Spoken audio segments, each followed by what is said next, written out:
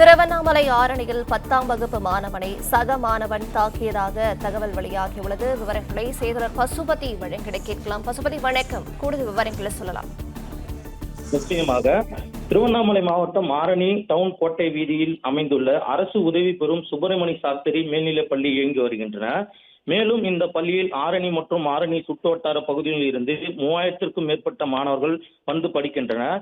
மேலும் ஆரணி அருகே துந்திரிகம்பட்டு கிராமத்தைச் சேர்ந்த நெசவு தொழிலாளி மேகநாதன் மகன் சதீஷ்குமார் என்பவர் அந்த பள்ளியில் சுப்பிரமணி சாஸ்திரி பள்ளியில் 10ஆம் வகுப்பு படித்து வருகின்றனர். மேலும் வழக்கம் போல் சதீஷ்குமார் அரசு பேருந்தில் ஏறி வந்துள்ளனர்.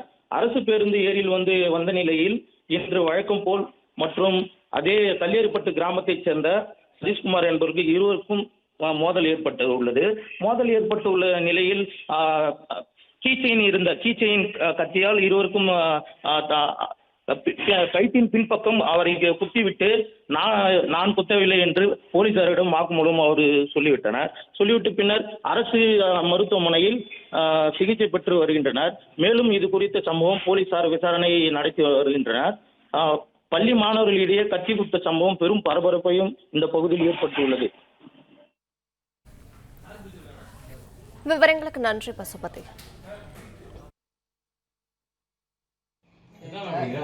10th ஸ்டாண்டர்ட் படிக்கிறேன், டி கிளாஸ்.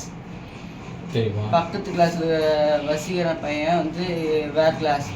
நான் பஸ் ஏறினேன். கரெக்டாக ஸ்டாப்பிங்கில் தானே இறங்கினேன். அவன் கீச்சன் மாரி வச்சுக்கிற கத்தி இப்படி குத்தினான். நான் இப்படி பிடிக்கும் போது அவன் பிடிக்கும் போது 2 கையும் வெட்டிச்சு.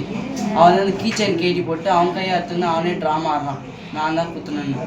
எதுக்காக அவனுக்கு சண்டை வந்தது? அவனுக்கு நான் பயப்பட மாட்டேன், எப்பவுமே அடிப்பான். சாராண்ட கூட மாட்டேன். சார் அவனை அடித்தனால எனக்கு மட்டும் நீ பயப்பட மாட்டேன்னு தான் இனிமேல் பண்ணுறான். இப்போ நீங்கள் ஸ்கூலில் போய் கம்ப்ளைண்ட் சொன்னீங்களா அதை பற்றி? சாரான்னு வந்தார். வந்தார்.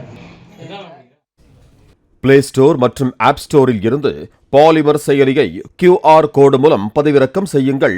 செய்திகளை உடனுக்குடன் பெறுங்கள்.